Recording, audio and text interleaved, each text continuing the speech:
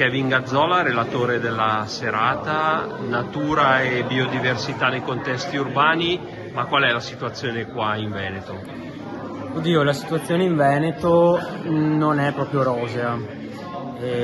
Sappiamo che la biodiversità è piuttosto compromessa e lo vediamo anche uscendo dalle nostre case. Abbiamo un suolo cementificato praticamente ovunque. È ovvio che in questo modo gli ecosistemi non possono essere in piena salute. È ovvio che ci si sta muovendo in qualche modo anche a livello urbanistico. È molto difficile ovviamente ripristinare situazioni del passato dopo un'intensa urbanizzazione che ha subito il vecchio motore d'Italia, okay, la locomotiva d'Italia.